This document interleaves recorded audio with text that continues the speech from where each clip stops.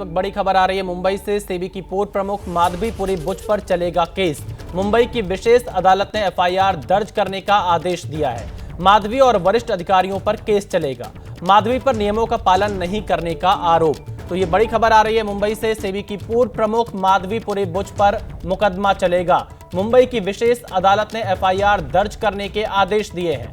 माधवी और वरिष्ठ अधिकारियों पर यह केस चलेगा। माधवी पर नियमों का पालन नहीं करने का आरोप है और यह आदेश दिया गया है मुंबई की विशेष अदालत की तरफ से कि एफआईआर दर्ज किया जाए, यानी सेबी की पूर्व प्रमुख माधवी पुरी बुच पर केस चलेगा। ये बड़ी खबर आ रही है मुंबई से। माधवी पुरी बुच जो कि सेबी की पूर्व प्रमुख हैं, अब उन पर केस चलेगा। विशेष अदालत ने एफआईआर दर्ज करने के आदेश दिए हैं। माधवी पुरी बुच और वरिष्ठ अधिकारियों पर यह केस चलेगा और यह जानकारी सामने आ रही है कि माधवी पर नियमों का पालन नहीं करने का आरोप लगाया गया है।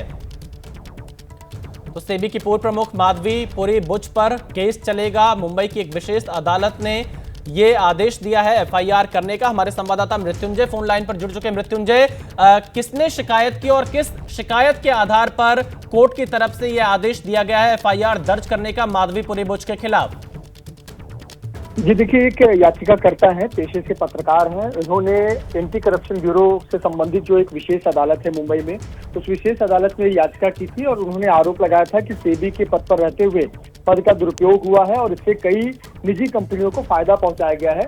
जिसके बाद जो मुंबई की विशेष एसीबी एंटी करप्शन ब्यूरो की अदालत है, उसने मुंबई पुलिस की एंटी करप्शन ब्यूरो शाखा को निर्देश दिया है कि वो माधवी बुच और सेबी के कई अन्य बड़े अधिकारियों पर एफआईआर दर्ज करें, जिसमें अन्य अगर हम नामों की बात करें तो माधवी बुच के अलावा अश्विनी भाटिया का नाम है जो कि सेबी की पूर्णकालिक सदस्य हैं। इनके अलावा अनंत नारायण जी, इसके अलावा कमलेश चंद्र वर्षने, प्रमोद अग्रवाल और सुंदरमन राममूर्ति, इनके खिलाफ भी एफआईआर दर्ज करने के आदेश दिए हैं। अदालत ने यह भी कहा है कि जो भी जांच हुई है, हो रही है, 30 दिनों के भीतर अदालत में उसकी एक कॉपी सबमिट की जाए, जमा की जाए कि आखिरकार जांच कहां तक पहुंची है।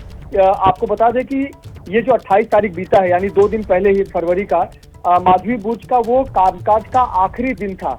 सेबी की वो पहली महिला निदेशक रह चुकी हैं और ऐसे पर एक बड़ा झटका माना जा रहा है।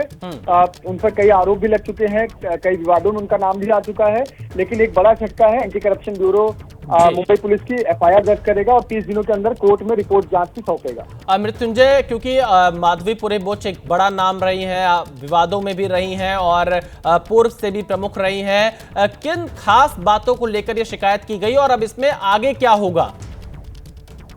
देखिए, ये जो शिकायत की गई है याचिकाकर्ता, उसने ये बताया है कि सेबी के अधिकारियों ने अपने जो नियमावली थी वो कर्तव्यों का पालन नहीं किया और इसके चलते बाजार में घेरफेर हुआ है। कॉर्पोरेट धोखाधड़ी का बढ़ावा मिला है इनके कामकाज की वजह से और कहीं न कहीं जो इनकी नीतियां रही हैं या फिर कामकाज के तरीके रही हैं वो प्रोफेशनल रही हैं नहीं रहे हैं। इससे कई प्राइवेट कंपनियों को लाभ पहुंचाया गया है और कहीं न कहीं स्टॉक एक्सचेंज में कुछ कंपनियों को सूचीबद्ध तरीके से जो किया गया है वो नियमों के अनुसार नहीं किया गया है। यह आरोप लगाया गया है माधवी बुच के कार्यकाल के दौरान और इसी याचिका के आधार पर एंटी करप्शन ब्यूरो की जो अदालत है, विशेष अदालत, उसने मुंबई पुलिस की एंटी करप्शन ब्यूरो को एफआईआर दर्ज करने का निर्देश दिया है और 30 दिन के अंदर रिपोर्ट भी मांगा है। निश्चित तौर पर एक बड़ा झटका है। माधवी बुच जिन्होंने 28 फरवरी 2022 को ये पदभार संभाला था, पहली महिला सेबी की अध्यक्षा रही हैं और कहीं न कहीं उन पर विवाद भी जुड़ा रहा। अब पद से हटने के बाद उन पर आप नजर बनाए रखिएगा इस बड़ी खबर पर। हम आगे भी आपसे अपडेट लेते रहेंगे।